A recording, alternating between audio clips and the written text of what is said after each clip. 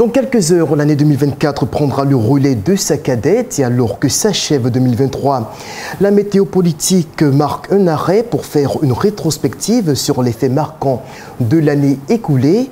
Autre sujet au menu de ce numéro, le discours de Nouvel An que doit prononcer le chef de l'État ivoirien Alassane Ouattara. Qu'est-ce qui peut en ressortir, notamment sur le plan politique?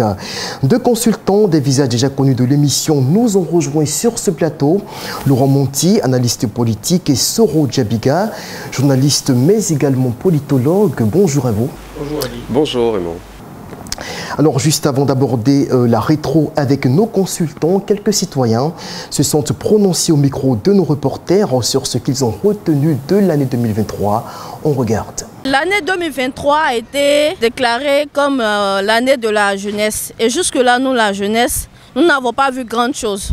Le marché coûte très cher. L'augmentation du sac de riz, franchement, nous on souhaite qu'il pallie quand même à la cherté de la vie. La jeunesse souffre, en tout cas. Il n'y a pas d'emploi dans ce pays-là.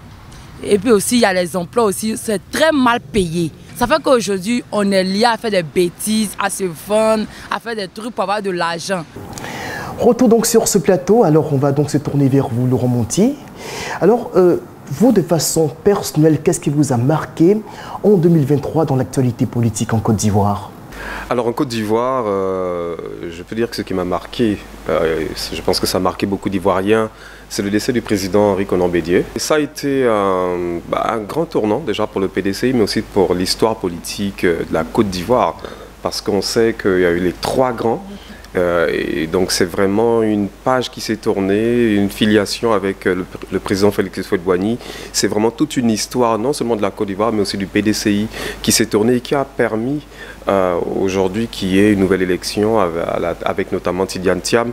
Donc ça a été un fait marquant pour moi au niveau de la Côte d'Ivoire. Et puis il y a aussi le lancement je ne vais pas dire des festivités, mais de la CAN, le lancement officiel de la CAN, puisque la Côte d'Ivoire accueille la CAN 2023 qui va se jouer en janvier, février 2024. Du 13 janvier au 11 février 2024. Exactement. Donc ces deux faits m'ont marqué au niveau national. Après, je ne sais pas si c'est permis d'aller au-delà de la Côte d'Ivoire, mais si je devais dire un mot au niveau régional ou sous-régional, il y a le coup d'État au Niger également qui m'a marqué, le coup d'État au Gabon, avec toutes les implications qu'il y a eu. Et puis au niveau international, la guerre Israël-Hamas. Très bien. Soro Djabiga, les faits marquants que vous avez retenus cette année, notamment au niveau de la Côte d'Ivoire. Merci Adi. Il y a plusieurs faits marquants qui ont vraiment animé la scène politique, socio-économique et diplomatique en Côte d'Ivoire au cours de l'année 2023. Et je ne vais pas m'arrêter à ma seule personne. Ces faits ont également marqué plusieurs Ivoiriens. Donc je vais les classer au plan politique, au plan diplomatique et au plan socio-économique. Au plan politique, par exemple, nous avons le décès du président Henri Konan Bédié qui a vraiment bouleversé toute la classe politique ivoirienne. Au-delà de son appartenance politique, M. Henri Konan Bédié fut président de la République de Côte d'Ivoire. Il a posé pas mal d'actes. Il a toujours été un homme de paix et il a écrit son nom dans l'histoire de la Côte d'Ivoire. Donc cette pète-là, qui le retire de la liste des trois grands, comme on le disait, voilà, il reste aujourd'hui le président Alassane Ouattara et son frère, le président Laurent Gbagbo. Le président Bédié n'est plus sur la scène politique, ça a bouleversé l'ordre et on assiste aujourd'hui à beaucoup de bouleversements, à beaucoup de bouillonnements internes au sein du PDCI et bien entendu tout cela est dû au décès du président Bédié. Après cela, nous avons connu les élections locales le septembre 2023 qui ont connu beaucoup de bouillonnements aussi. Du 2 septembre 2023. Septembre 2023, il y a eu beaucoup de soubresauts et ces élections-là, par la grâce de Dieu, on a évité le pire. Mais il y a des localités qui ont connu des activités intenses, des protestations, si bien qu'on a dû reprendre ces élections-là dans certaines localités, notamment à Feke, à Diokwe et à Tia-Salé. Et au-delà de ces élections-là, il y a eu aussi l'avènement de Tidiane Thiam dans l'échiquier politique ivoirien. Il est arrivé et tout de suite, les différents comités de base, les différentes sections du PDCI ont commencé à se revitaliser. On en parle partout. Le RHGP a réagi aussi avec les dernières déclarations des trois ministres que j'avais cités tantôt. Et au plan socio-économique, il faut dire que la Côte d'Ivoire a été beaucoup secouée par ce phénomène-là que nous avons surnommé la vie chère. Voilà, il y a eu plusieurs augmentations. On a connu la hausse du prix du riz, du carburant, tout récemment de l'électricité. C'était la deuxième fois, il faut le souligner. Le loyer, les denrées alimentaires, C'était vraiment compliqué. À côté de ça, au plan diplomatique, il y a eu la crise des 49 soldats au Mali. Toute la Côte d'Ivoire en parlait. La classe politique était divisée en deux. Il y avait ceux qui soutenaient fortement l'État du Côte d'Ivoire. Il y a ceux qui estimaient que l'État du Côte d'Ivoire n'avait pas raison, l'état des Ivoiriens. Et cette réaction qui choquait aussi certains Ivoiriens. Mais il faut dire que cette actualité-là a vraiment secoué l'actualité sous-régionale et l'actualité en Côte d'Ivoire aussi. Donc voilà tant d'éléments qui ont un peu animé la scène politique, la scène économique, tout ça en Côte d'Ivoire. Et à côté de ça, quand même, il y a aussi l'avènement du 5e pont qui continue jusqu'à présent de faire de l'effet. Chaque fois qu'il y a des fériés, on suspend toute la circulation pour pouvoir permettre aux Ivoiriens d'aller visiter le pont. Et il y a ce que j'appelle les bad buzz, que je n'apprécie pas du tout, qui reviennent à chaque fois, qui sont en train de distraire la jeunesse ivoirienne, qui les éloignent de l'essentiel. Voilà, il y a tous ces éléments-là, en tout cas, qui ont marqué. Dans une jeunesse qui se sent, que vous constatez quelque peu déconnectée des réalités objectives, justement, qui doivent fonder. Là, ce que je remarque, c'est que vous avez tous les deux noté un fait, la mort du président Bédié, comme étant le moment principal qui vous a marqué en 2023. Alors, cette mort-là qui est survenue de façon assez brutale, personne ne s'y attendait, vous l'avez relevé tantôt. Selon vous, est-ce que cette mort-là a un tel impact sur les Ivoiriens? Forcément, bon, déjà ça a été brutal parce que personne ne s'y attendait de voir le président Bédié partir. On parlait même d'une possible candidature en 2025 du président Bédié, malgré son état de santé, son âge avancé, mais ça a surtout marqué parce que c'est une page vraiment de l'histoire politique ivoirienne qui s'est tournée parce que vraiment Bédié était le fils, l'héritier naturel du président Houphouët-Boigny, deuxième président du PDCI, donc vraiment ça a été un choc, non seulement pour les militants du PDCI, mais aussi pour toute la classe politique ivoirienne, qu'on soit sympathisant de ses idées, de son bord politique ou pas, il a quand même été très présent dans le paysage politique ivoirien. Il a été président de la République notamment, après le président Félix Houphouët-Boigny. Donc c'est vraiment toute une histoire politique qui s'est tournée. Une histoire politique qui s'est tournée, malheureusement, une occasion d'entraînant une autre, où heureusement pour les militants du PDCI, ça a permis d'organiser des élections, de voir effectivement l'avènement de Tidiane Thiam à la tête du PDCI. Alors, Soro Djabiga, la mort du président Bédié, qu'est-ce que cela augure finalement pour la scène politique ivoirienne? C'est vrai, il est parti, mais il reste encore ceux qu'on appelle les grands. Donc il reste encore deux grands, en l'occurrence le président Ouattara et le président Laurent Gbagbo, qui sont toujours sur la scène et toujours potentiellement dans la course donc pour 2025. Est-ce que l'on peut aller vers un bouleversement des calculs? Oui, vous l'avez dit, chef frère. Qu'est-ce que cela augure? C'est d'abord un être humain qui est décédé avant tout. Et c'est pénible quand même à accepter. Mais la mort de Bédié va favoriser un renouvellement de la classe politique. Qu'on le veuille ou pas, le moment arrivé en 2025, tout va changer. C'est fort probable que le président Alassane Ouattara désigne quelqu'un pour le remplacer aux élections. Parce que Bédié ne sera plus. On l'entendait dire il y a quelques années en arrière que s'ils sont candidats, moi aussi je reviendrai. Il a dit. Aujourd'hui, on ne sait pas encore parce que le président Laurent Gbagbo n'est toujours pas réintégré sur le fichier électoral. Donc techniquement, il ne sera pas candidat. Jusqu'à preuve du contraire, ou jusqu'à ce que des changements soient faits. Le président Bédié n'est plus là. Alors il n'y a pas de raison, si effectivement il va respecter sa parole, il n'y a pas de raison que le président Alassane Ouattara soit candidat. Donc on peut dire que le décès brutal du président Henri Konan Bédié a occasionné un bouleversement qui va permettre à certains jeunes de s'affirmer. Ceux qu'on appelait la génération intermédiaire, ils sont là aujourd'hui. C'est vrai qu'il n'y a plus Ahmed Bakayoko, il n'y a plus le Premier ministre Amadou Gon Coulibaly, mais quand même, il y a quand même des leaders politiques qui sont là aujourd'hui, qui peuvent s'affirmer. Il y a Thiam qui a déjà commencé à pousser le bouchon.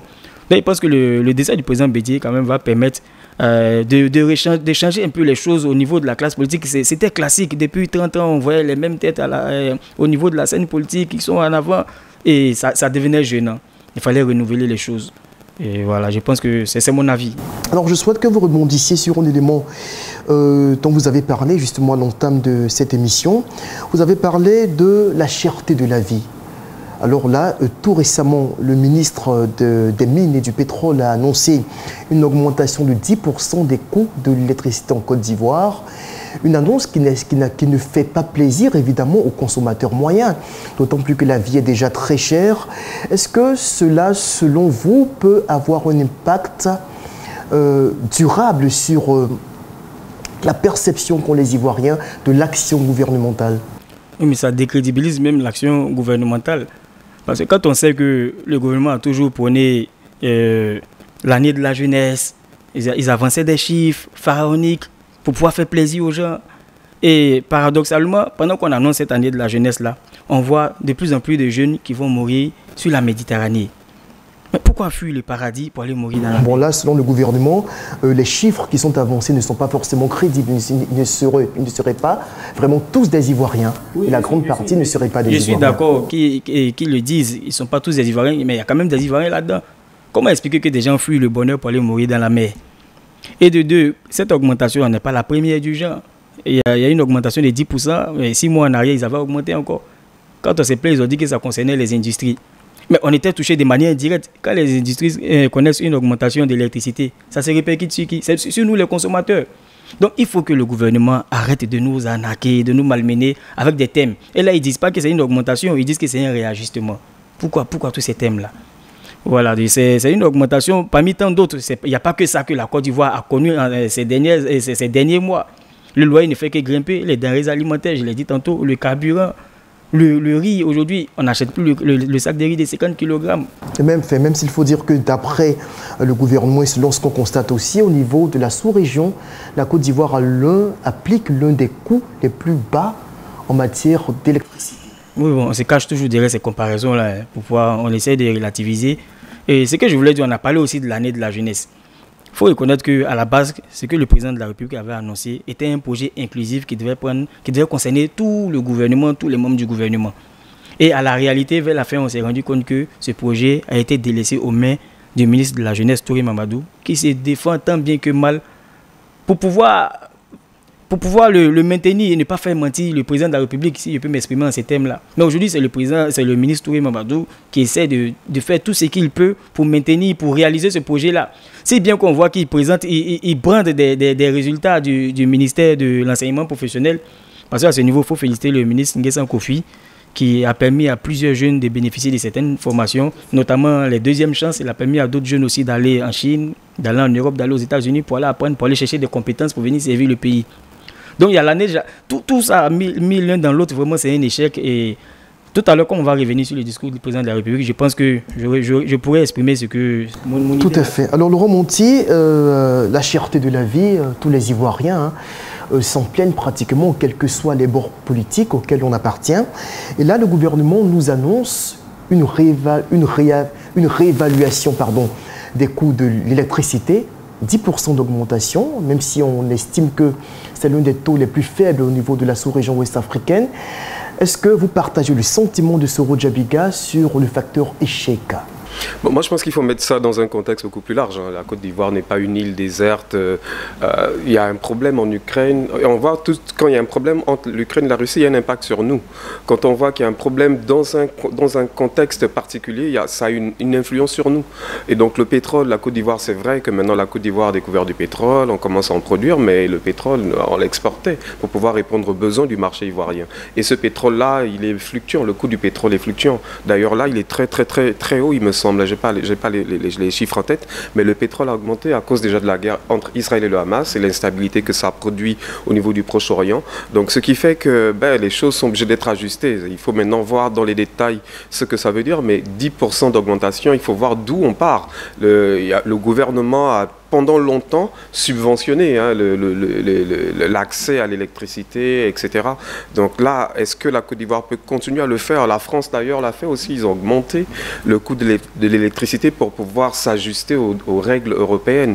Alors la Côte d'Ivoire le fait aujourd'hui certainement parce qu'il y a des difficultés à continuer à subventionner le coût de l'électricité. Alors vous pointez du doigt la conjoncture internationale. Moi je pense, et puis certainement c'est les moyens dont dispose le pays aujourd'hui, mais dans tous les cas ceux qui en pâtissent, comme il a dit tout à l'heure, c'est la population. C'est la population et c'est vrai que les gens sont distraits par ces histoires, par la CAN, le fait qu'on demande de porter des maillots originaux, mais ça c'est un sujet qui va perdurer au-delà de la CAN. Donc il faut pouvoir en parler et on a vu aussi le rôle des députés. Lorsque on parle de cherté de la vie, il y a des députés qui ont élevé leur voix lorsque les coûts de la téléphonie ont augmenté, les députés se sont fait entendre et puis les choses ont été revues. Donc je pense aussi que les députés peuvent prendre ce sujet-là de la cherté de la vie, notamment sur l'électricité pour pouvoir pouvoir voir clair pourquoi ça a augmenté. On vient juste nous annoncer que ça a augmenté sans expliquer pourquoi. Donc il faut faire de la pédagogie. Il faut voir d'où on part, pourquoi ça a augmenté, etc. Le gouvernement a relevé les mêmes facteurs que vous évoquez là sur le plateau. Oui, mais ça moi je l'évoque, mais ce n'est pas tout le monde qui a ça, cette information. Il faut pouvoir faire de la pédagogie, passer sur les plateaux télé, expliquer pourquoi ça augmente, etc.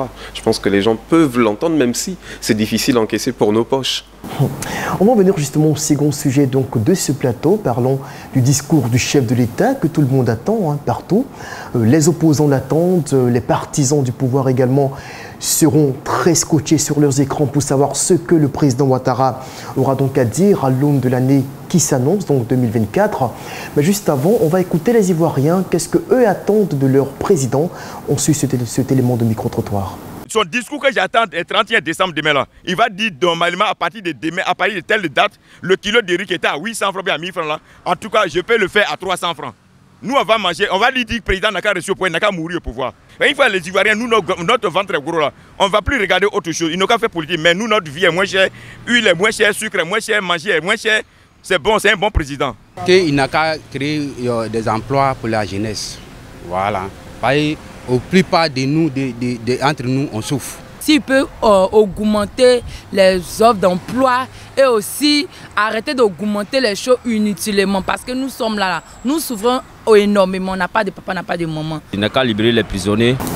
Alors donc on est de retour sur notre plateau. Alors Soro Djabiga, les gens se sont prononcés, vous voyez que les attentes sont énormes par rapport à ce discours. Beaucoup de sujets restent en suspens. Beaucoup d'Ivoiriens espèrent voir de nouvelles choses, surtout la décrispation en 2024. À quoi est-ce que l'on doit s'attendre de votre point de vue? Pour la nouvelle année qui vient, traditionnellement, le chef de l'État fait toujours des discours, il s'adresse à la nation. Et pour cette échéance-là, on s'attend à un discours apaisant, un discours de rassemblement. Parce que vous voyez, nous sommes pratiquement à 2 ans des prochaines élections présidentielles. Et en Côte d'Ivoire, les élections présidentielles ont toujours sonné comme un chaos, si je peux m'exprimer dans ces thèmes-là, comme l'arrivée d'une guerre, d'une crise, d'une séparation politique, sociopolitique. C'est un peu comme qui dirait le conditionnement pavlovien. En Côte d'Ivoire, quand il y a des élections, c'est toujours synonyme de bagarre. Et pour pouvoir éviter ces situations-là, le président de la République aujourd'hui, qui est garant de la Constitution, qui est garant des institutions, peut prendre sur lui-même, faire des efforts pour pouvoir rassembler les Ivoiriens. Ce qui prime, ce n'est pas celui qui doit diriger le pays, mais c'est la paix sociale, c'est la cohésion sociale entre les Ivoiriens. Et aujourd'hui, nos politiciens, j'espère qu'ils l'ont compris après toutes ces années de guerre que nous avons connues là. Donc aujourd'hui, les Ivoiriens attendent un discours apaisant. Qu'ils viennent annoncer par exemple qu'il relaxe Soro de toutes les charges qui pèsent contre lui, qu'il peut revenir. Qu'il annonce que Gbagbo est réintégré dans le fichier électoral. Et qu'il se penche aussi sur la situation des Ivoiriens parce que les populations souffrent. La vie chère en Côte d'Ivoire. C'est une question de politique. La Côte d'Ivoire n'est pas à 100% tributaire de tout ce qui se passe à l'international. Au niveau du riz, par exemple, qu'est-ce qui a empêché le gouvernement, pendant ces 10 dernières années-là, de pouvoir vraiment financer l'autosuffisance alimentaire en riz? Au niveau de l'électricité, pourquoi on ne peut pas construire des centrales nucléaires, des centrales civiles, je peux le dire en ces thèmes-là? C'est une question de politique parce qu'il y a des firmes aujourd'hui qui sont installées qui empêchent l'installation de certains dispositifs pour pouvoir nous rendre indépendants, pour pouvoir nous rendre autonomes. Tout ça, c'est des politiques. Et je pense qu'il faut qu'on arrête les consensus pour pouvoir accéder au pouvoir. Et parce qu'après, quand on est soutenu par certaines firmes, par certaines associations pour accéder au pouvoir, on est toujours en train d'appliquer ce qu'ils nous demandent de faire. Alors vous attendez des mesures fortes de la part du chef de l'État? Oui, on attend des mesures fortes de la part du chef de l'État, notamment au niveau de la cherté de la vie, au niveau de la cohésion sociale en Côte d'Ivoire, de la décrispation du paysage politique, même si on ne le sent pas directement, mais les gens ne sont pas contents, les gens du PPAC attendent qu'on relaxe Laurent Gbagbo, qu'il intègre le fichier électoral. Il n'y a pas que Laurent Gbagbo, ils sont nombreux. Il y a aussi certaines personnes qui sont en prison actuellement aussi, il y a Soul Toussoul qui est là. Il faut libérer tout cela. Alors vous attendez donc des actes forts de la part du président de la République. On va marquer une pause publicitaire et on revient avec vous, Laurent Bouty.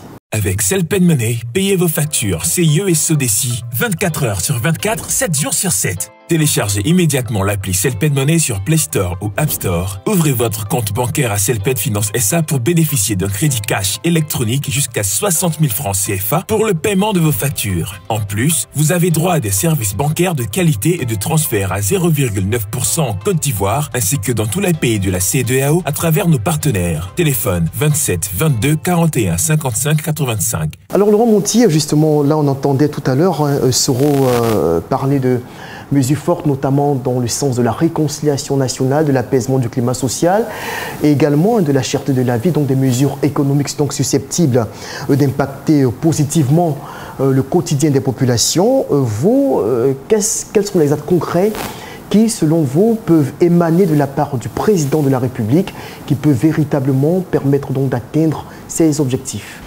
Déjà, il faut dire que c'est un discours, effectivement, je suis d'accord avec Soro, c'est un discours éminemment politique, d'une part, et c'est une sorte, comme pour paraphraser aux États-Unis, un discours sur l'état de la nation, mais aussi une façon de projeter la Côte d'Ivoire sur 2024, qui est une année préélectorale, et effectivement, Soro l'a dit, élection, très souvent, un pacte en Côte d'Ivoire rime souvent avec violence, et ça, tout le monde a besoin d'aller dans des élections apaisées. Et moi, je pense que le président va mettre l'accent sur la Côte d'Ivoire solidaire, sur toutes les mesures qu'il a prises au courant de l'année 2023, que le gouvernement a prises pour l'année 2023, pour pouvoir soutenir les Ivoiriens, parce que la Côte d'Ivoire solidaire est un axe fort de son projet de société.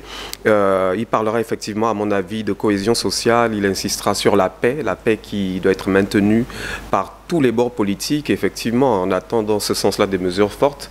Effectivement, sur le plan politique, est-ce que Laurent Gbagbo sera finalement libre, par exemple, parce que c'est tout ça. Intégré sur la liste électorale, vous voulez dire? Oui, libre d'être intégré sur la liste électorale, c'est ce que je vais effectivement dire. Et puis voilà, il faut pouvoir porter ce discours-là et le faire asseoir sur des décisions fortes.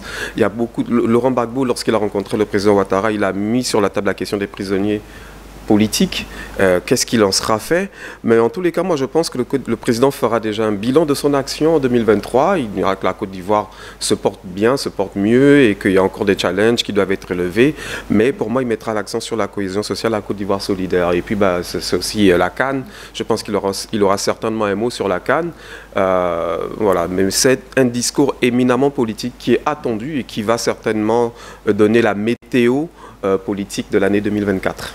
Très belle jonction. Alors, Soro, finalement, ce que vous espérez donc de la part du président Ouattara, est-ce que ça ne semble pas prêter vers une immixtion dans le volet judiciaire? Je veux dire que tous ces dossiers que vous évoquez, que ce soit le cas Soro ou celui donc des prisonniers politiques et militaires, ceux de la crise de 2011 notamment, qui sont encore en prison, ou des proches de l'ex-PAN qui sont encore en prison, je parle de Soto Soul, dont vous avez évoqué le cas tout à l'heure.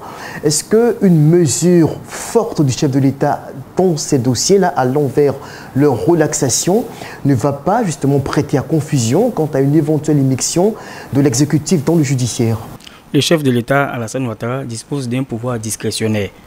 Et ce que vous appelez immixtion dans l'instance judiciaire, on a assisté à cela plusieurs fois en Côte d'Ivoire. Il y a eu plusieurs fois ce genre de problème-là et on a pu se réunir pour pouvoir prendre des décisions. Quand on dit qu'on est effroitiste, il faut pouvoir marcher sur les traces du président Félix Houphouët-Boigny. Asseyons-nous et discutons. C'est ce que Houphouët a toujours prôné. Nous sommes tous des enfants de la Côte d'Ivoire. On peut se mettre au-dessus de tout cela. Ce sont des institutions qui sont incarnées par des êtres humains, par des hommes que nous avons désignés, que nous avons élus. Donc pour pouvoir libérer pour pouvoir ramener Soro en Côte d'Ivoire, pour pouvoir le relaxer, c'est possible. Le président Alassane Ouattara peut le faire. Laurent Gbagbo est revenu. Il y avait une épée de Damoclès qui planait au-dessus de sa tête. Il était condamné à 20 ans de prison. Simone Gbagbo était condamné à 20 ans de prison. Il y a Blé Goudé et autres. Ils ont été libérés aujourd'hui. Ils mènent les activités carrément. Je vais plus loin, je prends le cas de Johnny Pacheco, qui était en Europe, qui proférait des injures, mais très graves, à l'endroit du président de la République, de l'ex-premier ministre Ahmed Bakayoko, de tous les hauts cadres du RAGP qui sont au pouvoir aujourd'hui. Mais il est revenu en Côte d'Ivoire. Il a eu même le temps d'aller être candidat aux élections législatives à Gagnois, je ne sais pas, à l'ouest quelque part. C'est en 2021. Est-ce qu'il ne l'a pas fait? Alors qu'il y avait plein de plaintes, il y avait plusieurs plaintes qui planaient autour de lui. Absolument. Alors malheureusement, le temps qui nous est imparti court à sa fin. Laurent Monti, vous, est-ce que dans les conditions actuelles, de façon objective, est-ce que vous pensez que le président Ouattara peut s'autoriser, de façon réaliste, à permettre par exemple à Guillaume Soro de rentrer en Côte d'Ivoire avec la tension qui persiste entre les deux hommes assez rapidement? Il faut dire que pour moi, il y a des discussions politiques qui doivent être entamées. On ne peut pas permettre à Guillaume Soro de rentrer en Côte d'Ivoire s'il n'y a pas eu justement des démarches. Guillaume Soro ne peut rentrer en Côte d'Ivoire qu'avec l'aval des autorités d'Abidjan. Et pour ça, il faut qu'il se rapproche des autorités, comme Laurent Gbagbo, Blé Goudé. Enfin, il y a eu des discussions. Nous, on voit les choses en surface, mais en coulisses, il y a des discussions. Et moi, je pense qu'il doit s'inscrire dans cette logique-là. Et d'ailleurs, le ministre l'a dit, que Guillaume Soro peut rentrer en Côte d'Ivoire quand il le souhaite. Sauf qu'il y a des décisions de justice. Il peut rentrer, mais il y a des décisions de justice qui ont été prises contre lui. Mais encore une fois, ce sont des questions de discussion politique. Et je suis d'accord avec Soro, il faut pouvoir apaiser tout ça, que l'année 2024, à la faveur de la CAN qui va rassembler tous les Ivoiriens, que ça soit une année d'apaisement et le président a un pouvoir de grâce, de gracier par exemple des prisonniers.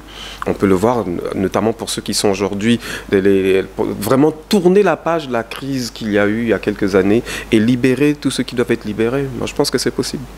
Ok, merci à vous Laurent Monti, merci également à vous Soro Djabiga. C'est la météo politique, donc c'est la fin pour ce numéro. On va vous dire au revoir en vous souhaitant donc une très bonne année 2024. En espérant se retrouver dans les tout premiers jours de l'année et portez-vous très bien, tous nos meilleurs vœux. Au revoir.